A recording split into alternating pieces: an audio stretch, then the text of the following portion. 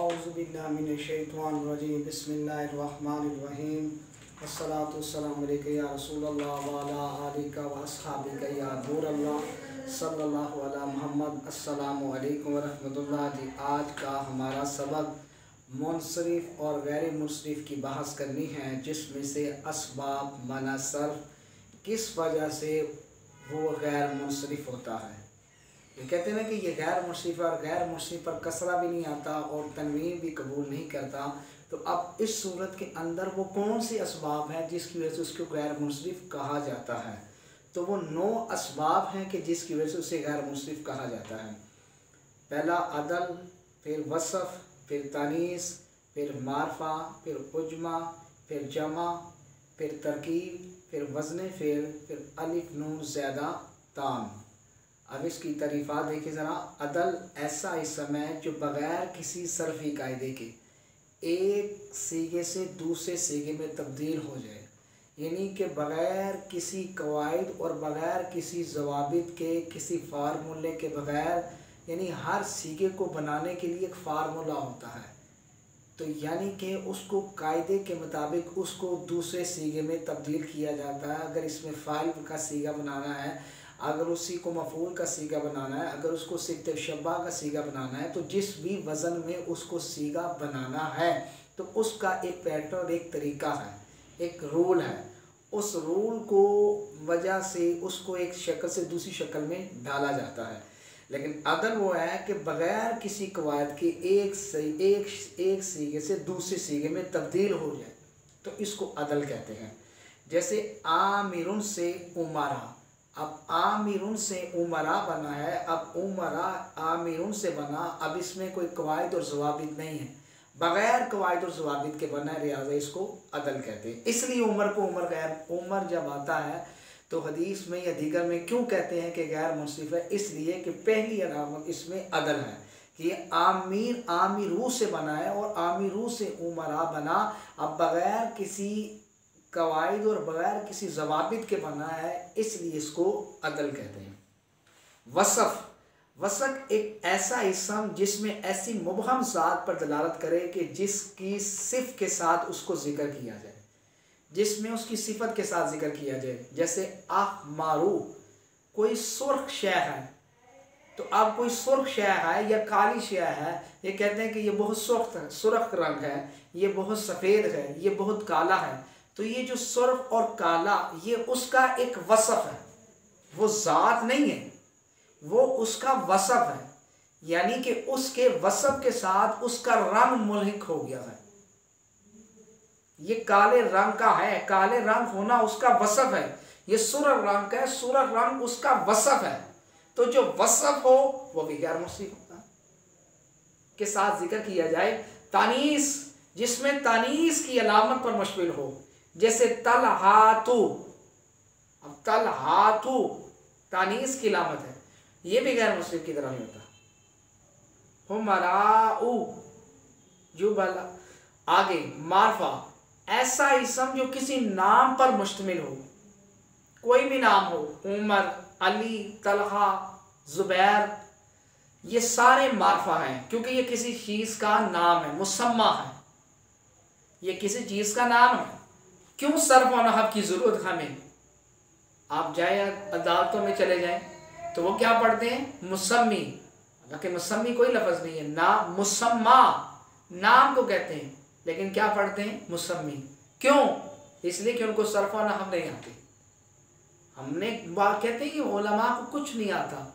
हमने दावे से कहा कि जो कुरान को समझ ले वो सब कुछ उसे आ जाएगा। तबय्यन कुल्ल शै, क्योंकि हर शय इसके अंदर है। कुरान में क्या शय नहीं है? तो जो कुरान का आलिम हो वो जाहिल हो, ऐसा नहीं हो सकता। उजमा, उजमा वो है कि जो अरबी का लफ्ज़ नहीं है, गैर अरबी, जो अरबी का लफ्ज़ नहीं है बल्कि गैर अरबी हो, वो उजमा है।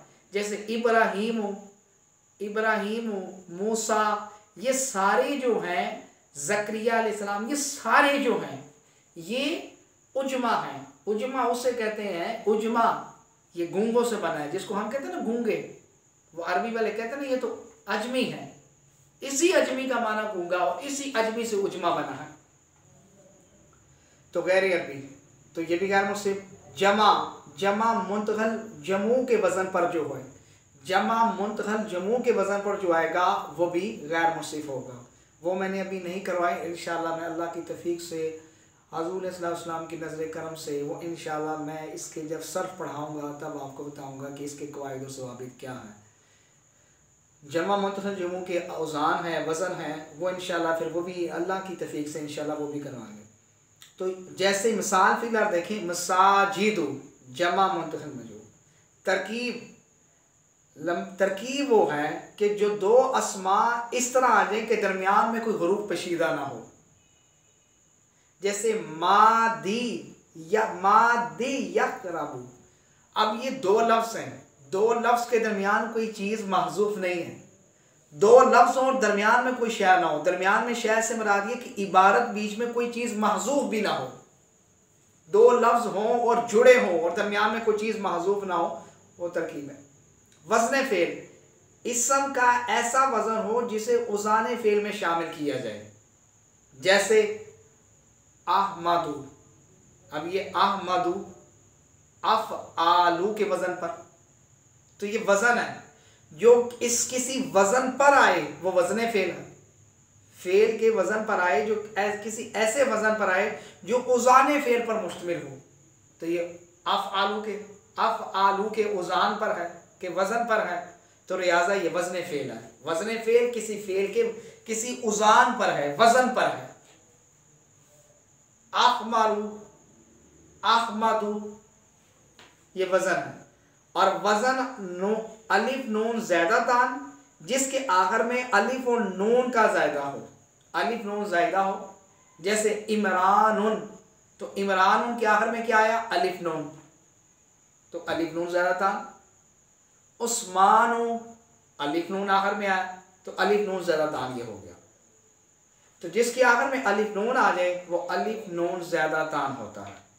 ये इंशाअल्लाह अल्लाह आगे फिर इंशाअल्लाह सबक चलाएंगे हज़ूर सल्लल्लाहु अलैहि वसल्लम के करम से, और इंशाअल्लाह अल्लाह फज़ल फरमाएगा। आज हमारे जो है 13 असबाक मुकम्मल हो चुके हैं। इंशाअल्लाह अगला जो सबक जो हमारा नहव का जो अरबी ग्रामर है लेक्चर अस्माए गैर मुतमक्किन की अक़सामात, वो इंशाअल्लाह फिर बयान करेंगे। अल्लाह ताला इसको अपनी बारगाह में कबूल व मंजूर फरमाए और अल्लाह ताला हमें कुरान और हदीस को समझने की तौफीक अता फरमाए, क्योंकि हमें कुरान और हदीस को समझने के ही लिए ये सिलसिला शुरू किया है।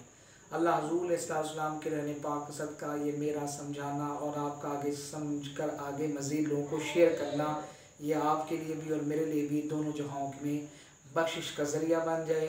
सब कुछ ख़त्म हो जाना है, बाकी सिर्फ अल्लाह और उसके रसूल का नाम बाकी रहना। तो इसलिए मरने से पहले दीन का काम कर जाएं, ताकि हमारी महशर में अल्लाह की बारगाह में हमें पेश होना है तो हम मौला हम कुछ नहीं कर सके, कम से कम सरकार अलैहिस्सलाम का वो दीन जो मुस्तफ़ा अलैहिस्सलाम पर नाज़िल किया उसको पहुँचाने में हमने कुछ ना कुछ कोशिश की, और वो भी कोशिश अपने कमाल से नहीं, वो भी तेरी तौफीक ही से की है। ये उसी की तौफीक से ही है, अपनी तौफीक से नहीं। मैं कहूँ कि मैंने ये सबक ये क्लियर किया है और मैंने ये पढ़ाया है, ये मेरा कोई कमाल नहीं है, ये उसी की तौफीक और उसी की मेहरबानी है। अल्लाह का करम है और मुस्तफ़ा अलैहिस्सलाम की नज़र सानी है, तो उसकी नज़र सानी से ही सब कुछ हुआ। अल्लाह अपनी बारगाह में कबूल व मंजूर फरमाए। आमीन। अस्सलामु अलैकुम व रहमतुल्लाहि सल्लल्लाहु अला मुहम्मद।